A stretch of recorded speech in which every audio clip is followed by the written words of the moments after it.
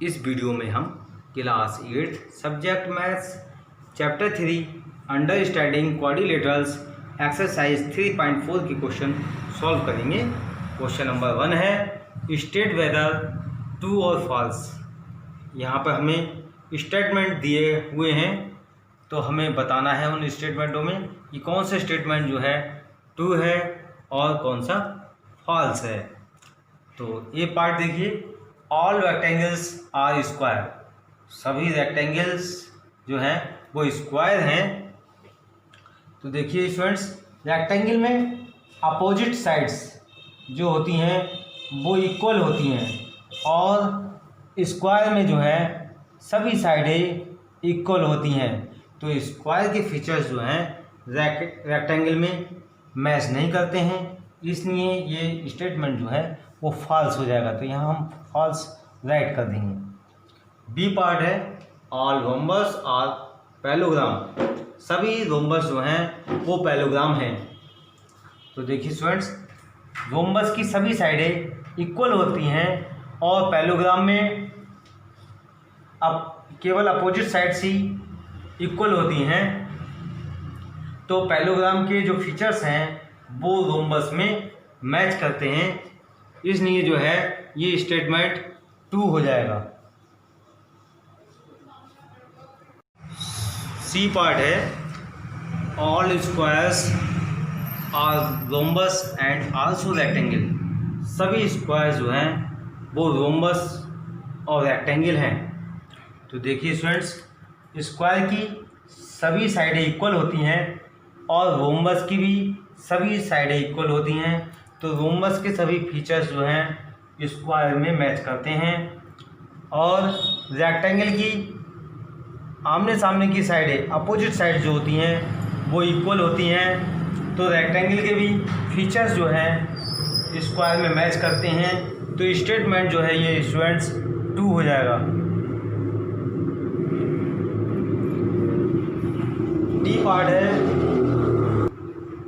D part है all squares are not parallelogram. सभी square जो हैं वो पैलोग्राम नहीं है। तो देखिए स्टूडेंट्स, स्क्वायर में सभी साइडें इक्वल होती हैं और पैलोग्राम में अपोजिट साइड्स जो होती हैं वो इक्वल होती हैं। पैलोग्राम के जो सभी फीचर्स हैं वो स्क्वायर में मैच करते हैं, लेकिन यहाँ पर नॉट लिखा हुआ है, ठीक है। तो इसकी वजह से जो है ये स्टूडेंट्स फॉल्स हो जाएगा। ई पार्ट है ऑल काइट्स आर रोम्बस। सभी काइट जो हैं वो रोम्बस हैं। तो देखिए स्टूडेंट्स, ये स्टेटमेंट जो है हमारा फॉल्स हो जाएगा, क्योंकि काइट की जो है दो साइडें इक्वल होती हैं और रोम्बस में सभी साइडें इक्वल होती हैं, इसलिए ये स्टेटमेंट जो है हमारा फॉल्स हो जाएगा। एफ पार्ट है ऑल रोम्बस आर काइट्स। सभी रोम्बस जो हैं वो काइट हैं।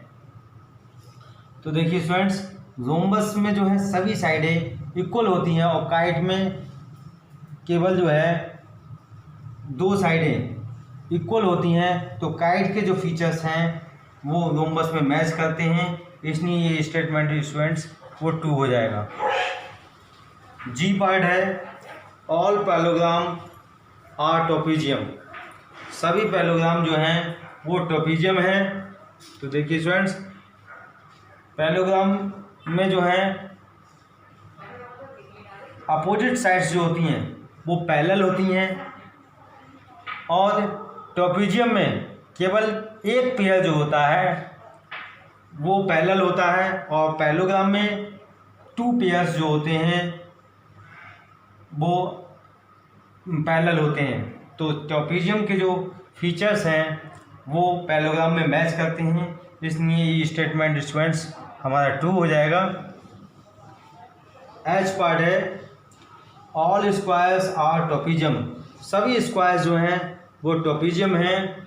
तो देखिए स्टूडेंट्स, तो स्क्वायर में जो है सभी साइडें पैरेलल होती हैं और ट्रोपीजियम में जो है ओनली वन पेयर जो है वो पैरेलल होता है।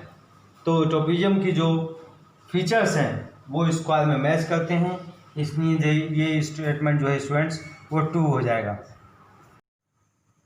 क्वेश्चन 2 है identify all the coordinators that have, सभी कोऑर्डिनेटर्स की पहचान कीजिए जिनमें 4 साइड्स ऑफ इक्वल लेंथ है, जिनकी चारों साइडें इक्वल लेंथ की हों। तो देखिए स्टूडेंट्स, चारों साइडें जो इक्वल लेंथ की होती हैं वो स्क्वायर और रोम्बस में होती हैं। तो इसका आंसर हो जाएगा rhombus and square.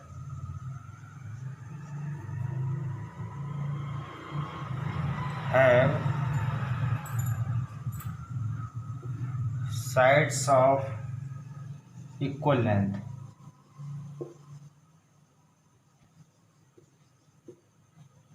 B part है 4 राइट एंगल्स। तो देखिए स्टूडेंट्स, जिसमें चारों एंगल 90 डिग्री के हों, तो देखिए वह कोऑर्डिनेटर्स जो है वो स्क्वायर और रेक्टेंगल है। इन दोनों में जो है चारों एंगल जो होते हैं वो 90 डिग्री के होते हैं। तो हम यहाँ पर राइट कर देंगे square and rectangle have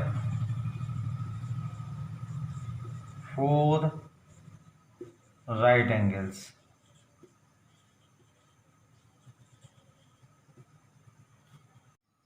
question number 3, explain how a square is. Question 3 में हमें बताना है कि एक स्क्वायर जो है कैसे एक क्वाड्रिलेटरल है, पैरेललोग्राम है, रोम्बस है और रेक्टेंगल है। तो देखिए स्टूडेंट्स, स्क्वायर में 4 साइड होती हैं, तो ये क्या होगा, क्वाड्रिलेटरल होगा। तो यहाँ हम राइट कर देंगे ये स्क्वायर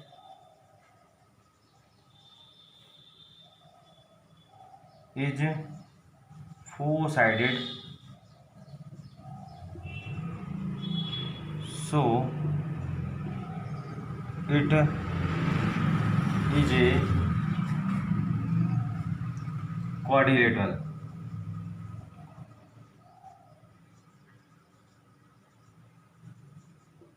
अब देखिए एक स्क्वायर जो है पैरेललोग्राम कैसे होगा। तो एक स्क्वायर जो है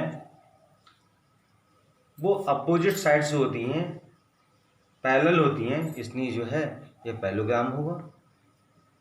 ठीक है, एक बार और समझ लीजिए कि स्क्वायर में जो है अपोजिट साइड्स जो है वो पैरेलल होती हैं, तो ये क्या होगा, पैरेललोग्राम भी होगा। तो हम यहाँ राइट कर देंगे कि A square has its opposite sides parallel,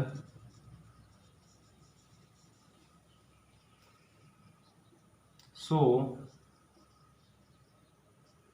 it is a parallelogram।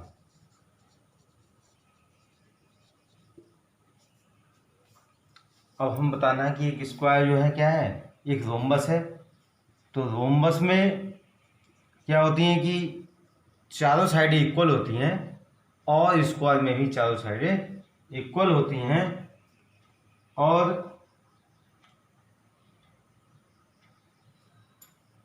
तो देखिए स्टूडेंट्स, हम यहाँ राइट कर देंगे A square is A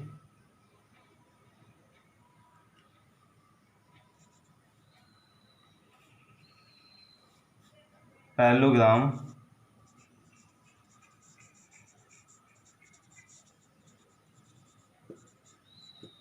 with all the 4 sides equal, so it is a rhombus। अब देखिए 4th पार्ट है, हमें बताना है कि एक स्क्वायर जो है कैसे, एक रेक्टेंगल है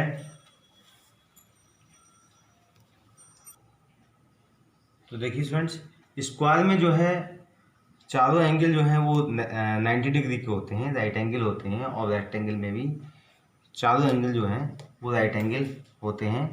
तो यहाँ हम राइट कर देंगे इसका answer A square is a parallelogram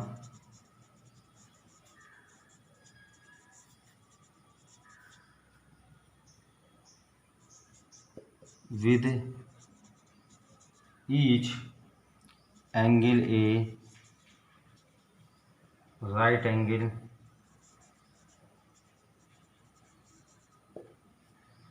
so it is a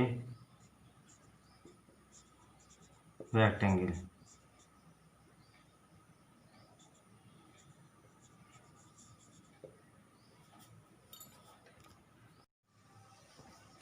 question 4 में हमें क्वाड्रिलेटरल्स का नाम बताना है जिसके डायगोनल्स जो हैं वो बाइसेक्ट करते हैं एक दूसरे को। तो देखिए उस डायगोनल क्वाड्रिलेटरल का नाम होगा जो एक दूसरे को बाइसेक्ट करते हैं, रोम्बस,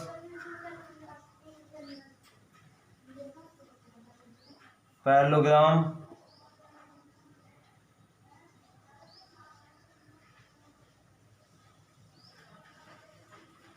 रेक्टेंगल,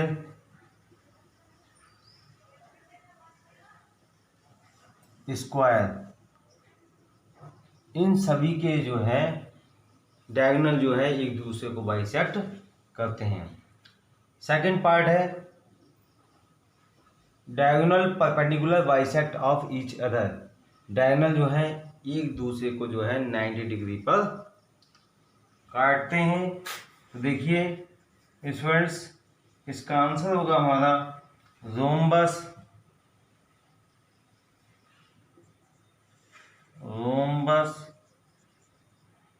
एंड स्क्वायर। ये दोनों जो हैं इनके डायगोनल जो हैं एक दूसरे को 90 डिग्री पर बाइसेक्ट करते हैं। अब देखिए ऐसे क्वाड्रिलेटरल का नाम बताना है जिसकी डायगोनल जो है इक्वल हैं, थर्ड पार्ट में इक्वल हैं। तो देखिए स्क्वायर और रेक्टेंगल के डायगोनल जो है वो इक्वल होंगे। Question number 5, explain why a rectangle is a convex quadrilateral. बताना है हमें कि एक रेक्टेंगल जो है कॉन्वेक्स क्वाड्रिलेटरल क्यों है। तो देखिए स्टूडेंट्स, कॉन्वेक्स क्वाड्रिलेटरल का मतलब है उत्तल चतुर्भुज।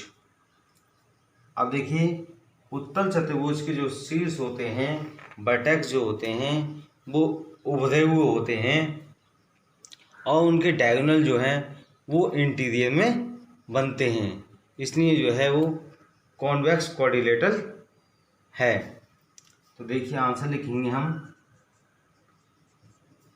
A rectangle is a convex quadrilateral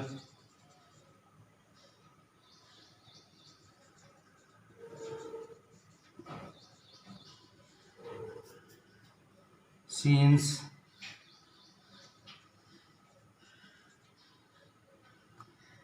its vertex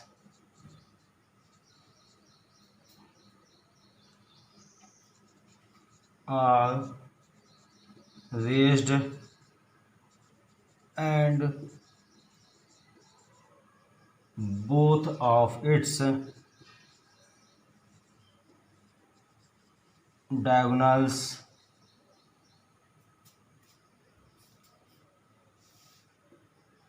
lie in its interior।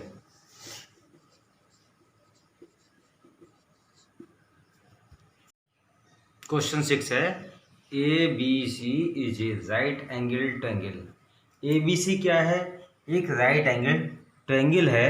तो देखिए स्टूडेंट्स इस फिगर में कि ए बी सी जो है वो राइट एंगल फिगर है and O is the mid point of the side opposites to the right angle. O जो पॉइंट है वो राइट एंगल के अपोजिट में है और एसी साइड का जो है मिड पॉइंट है।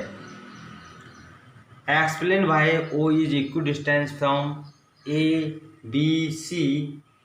तो हमें बताना है कि कैसे जो है ओ बिंदु जो है ए बी सी से इक्वल डिस्टेंस यानी समान दूरी पर स्थित है। तो देखिए स्टूडेंट्स कि हम जो है प्रोड्यूस करेंगे, बनाएंगे कि बी ओ के इक्वल साइड जो है बी ओ के बराबर जो है ओ डी को बनाया हमने यहाँ पर, ओ डी को लेंगे यहाँ पर, तो बी ओ जो है वो ओ डी के बराबर हो जाएगा। जब बी ओ जो है ओ डी के बराबर हो जाएगा तो ए और डी को और सी और डी को ज्वाइन कर देंगे। तो हमने यहाँ पर ए और ए डी और सी डी को ज्वाइन कर दिया। तो यहाँ पर स्टूडेंट्स हम राइट कर लेंगे produce B O to D such that B O जो हो जाएगा वो बराबर हो जाएगा ओ डी के। और यहाँ हम राइट कर देंगे join A D and D C. A D और डी सी को भी ज्वाइन कर दिया, तब जो है ये हमारा ए बी सी डी एक रेक्टेंगल बन जाएगा। तो then A B C D is a rectangle. A B C D क्या है, एक फिर रेक्टेंगल बन गया। In the rectangle